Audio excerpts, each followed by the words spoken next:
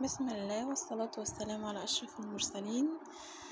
السلام عليكم ورحمة الله. ازيكم عاملين ايه؟ يا رب تكونوا بخير. يلا بينا نبدأ فيديو جديد. معاكم كوباية القهوة بتاعتكم أو كوباية الشاي زي ما تحبوا. دلوقتي طبعا مستغربين المرة دي ما بدأتش بفنجان القهوة، عشان طبعا شايفين الكارثة اللي قدامكم دي كارثة صعبة جدا. يعني أنا بصراحة سبته كتير قوي عقبال ما قلت لا لازم ينضف بقى، لان نقلنا واخدنا وقت طويل وكان في تعب من بعد النقل والعزال انتوا عارفين طبعا. فقلت لا لازم بقى نتوكل على الله، دي من اهم الحاجات اللي بتبقى في البيت. لو نطفت بصراحة نفسية الواحدة كده بتبقى تمام، يعني بتبقى في السماء. يعتبر المطبخ والحمام هو من اهم حاجة في البيت، لو هما نضاف خلاص البيت كله نضيف والباقي سهل يعني. ما علينا، بدأنا فيديو البوتاجاز اللي كان صعب زي ما انتم شايفين. بصوا اصلا البقعة صعبة ازاي، صعبة جدا يعني. اديلها كتير قوي دهون مع بواقي اكل وحاجات بتقع وزيت وكده، فكان الموضوع صعب جدا. مكنتش عارفة اعمل ايه ومكنتش عارفة ابدأ ازاي بصراحة، وكانت نفسيتي وحشة جدا. انا عندي تكنيك معين في غسل البوتاجاز لما بيقعد شوية كده، بالذات ان انا بصراحة يعني الموضوع ده بيتكرر معايا كتير جدا، ان البوتاجاز دي يقعد يتوسخ كده كتير، او بسبب اوقات كتير بتعب، ما بقدرش طبعا اعمل حاجة. عندي اولادي صغيرين بيتعبوا كتير، الحمد لله يعني. فبرضه ببقى محبطة، ما ببقاش عارفة اعمل حاجة. فالولاد لما بيتعبوا بحس ان انا بعرفش اعمل حاجة، دنيتي بتقف. يلا الحمد لله. فبعمل ايه؟ بعمل مرحلتين لنظافة البوتاجاز. بلينه يعني كأني بغسله عادي زي ما انتوا شايفين بغسله، بس ده انا كده بلين. يعني بجيب سلكة كبيرة قوي، مش قوي يعني، كبيرة على قد حجم الايد، سلكة معين، ويستحسن يكون خشن ما يكونش ناعم. وبستخدم كمية بريل ومية كتير، ما بحتاجش بقى كربوناتو او ملح ليمون او منظفات او حاجات اللي هي فيها فوران او مواد كاوية او خل او كلور. الموضوع اسهل من كده بكتير. مجرد ما بيلين البوتاجاز بيبقى خلاص سهل يعني. فبستخدم مية وبريل، يعني بخفف البريل بمية كتير، واقوم بكب بقى على الازاز وعلى السطح البوتاجاز نفسه. بشيل طبعا العيون والحوامل، بسيبها برضو تلين في الحوض. ويستحسن تكوني انتي مولعه الفرن، او بعد مثلا ما عملتي حاجه في الفرن بتغسليه على طول، بيبقى الموضوع اسهل بكتير، بتلاقيه بيلين بسهوله. هنا طبعا السلكه دي دابت، وهنا انا مخلصتش ولا حاجه. انا هنا بشيل بس اللي لينته، تقدروا تقولوا كده اللي هو اللي طلع من اول مرحله، اللي هي مرحله التليين الاولى. ليه؟ كأننا بنغسل بقى من اول وجديد، او بنغسل خلاص كده بدأت مرحله غسيل البوتاجاز. الازاز في الاول بيبقى فيه دهون كتير، فتحس ان السلكه مش بتمشي عليه بسهوله. فلا المره التانية بتلاقي الموضوع سهل جدا، بتمشي عليه بسهوله والدهون بتروح باسهل ما يكون. وفي منتجات بصراحه جربتها لنظافه البوتاجاز والدهون بتبقى اديلها كتير كده. في منتجات تنظيف حلوة جدا، زي هاكر، وفي واحد تاني برضو بس مش فاكرة اسمه بالظبط، حلو جدا في الحالات اللي زي دي. يعني ما بياخدش وقت وبيفور الدهون بشكل سريع جدا. يعني بيبقى حلو برضو على لما نيجي نستخدمه في نظافة المواسم، بتبقى التنظيفات العميقة والروتين اللي بيبقى كل وقت معين، يعني كل شهر، كل مثلا دخلت مدارس، دخلت عيد، بداية دخول رمضان.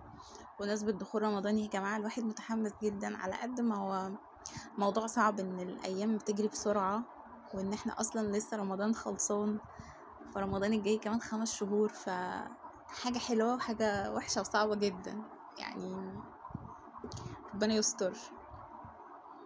المهم يعني يا جماعة عايزة اقول لكم ان في دخول رمضان بيبقى فيه اجواء جميلة جدا يعني. وهصور لكم ان شاء الله فيديوهات وفلوجات على ازاي انكم بابسط حاجة بابسط امكانيات ممكن تغيري ديكور البيت ويبقى رمضاني، وفي نفس الوقت مش مكلف، يعني مش زي ما بنشوف. والحاجات اللي بتبقى الاكسسوارات والزينة بتبقى غالية جدا، يعني في الجاليريات بتبقى ممكن تجيبي فانوس مثلا كبير او صغير او ايا يكن، مبالغ طائلة. طب ليه؟ حرام، احنا ممكن نعمله بايدينا وفي البيت وما يبانش انه اصلا يدوي خالص.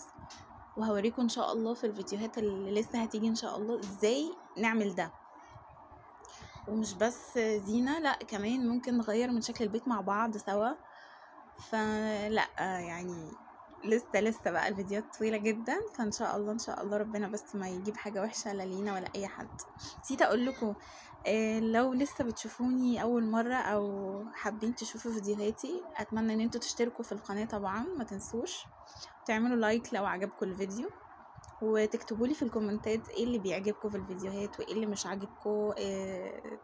يا ريت اعرف ارائكم ايه. حابة نبقى عيلة واخوات كتير ان شاء الله باذن الله بيكوا طبعا ومع بعض. انا بتعمد في فيديوهاتي ان هي تبقى حقيقية، ما تبقاش فيها حاجات نجمل بيها الفيديو او نجمل بيها التصوير والواقع، لان هي دي حياتنا، هو ده الواقع بتاعنا.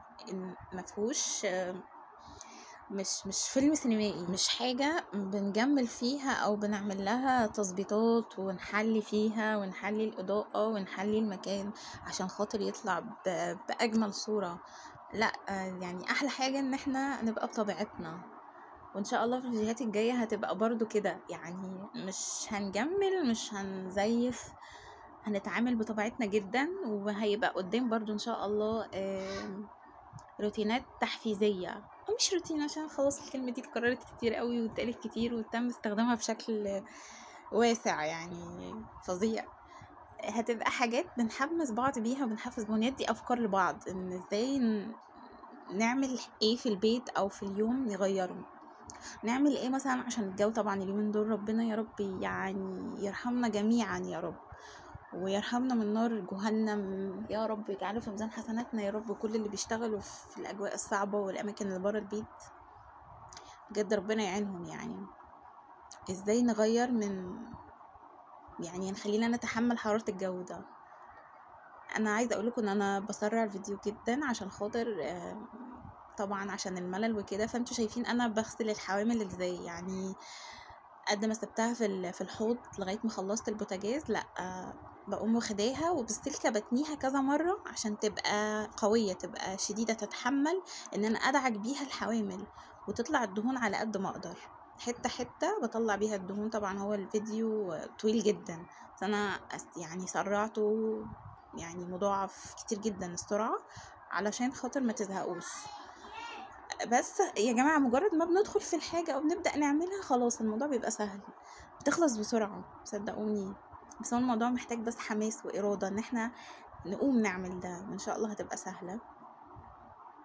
في فيديوهات جاية ان شاء الله هوريكم ازاي افكار معجنات سهلة وسريعة، بالذات لو عندنا اطفال صغيرين تبقى فكرة الفطار وعشاء ليهم، يعني الاولاد بيزهقوا من الحاجات اللي بنقدمها لهم او من الاكلات، وبالذات في الصيف بقى عايزين يشربوا ميه كتير، عصاير. دي حاجة حلوة طبعا مش وحشة، بس لازم اطفالنا يتغذوا. وهنا يعتبر انا خلصت الحمام وخلص البوتاجاز كله. عايزه اقول لكم على كميه الراحه النفسيه اللي بتبقى في البيت وكست البيت، يعني ان البوتاجاز نظيف، يعني خلاص مش هعمل عليه حاجه بقى يا جماعه، مش هطبخ مش هناكل هنشرب ميه بس، ميه وعصير، يعني عشان ما نبقاش ايه صعبين يعني. لا بس يا جماعه البوتاجاز ده انا ممكن احطه في برواز، يعني مش حدش هيعمل عليه حاجه. انا عايزه اوريكم في الاخر بقى شكله فعلا رجع جديد، والله بجد يعني رجع نضيف. انا كنت على طول بحط له ورق ألمونيوم بس فعلا بقى حلو. تسلم ايدي يا جماعه والله تسلم ايدي. هنا انا خلصت خلاص، بس طبعا فوت المطبخ دي لازم بتنضف مع الصابون، شايفين خلصت الحوض كمان بقى نضيف. ترارا شايفين البوتاجاز عامل ازاي رجع نضيف، تقريبا انا خلصت بالليل يعني لا بهزر، هي الكاميرا بس وقفت. فعايزه اقول لكم شايفين قد ايه البوتاجاز نضيف، شايفين التفاصيل. اشوفكم فيديو جديد، نورتوني وشرفتوني، واتمنى تشتركوا في القناه عشان تتابعوني. مع السلامه.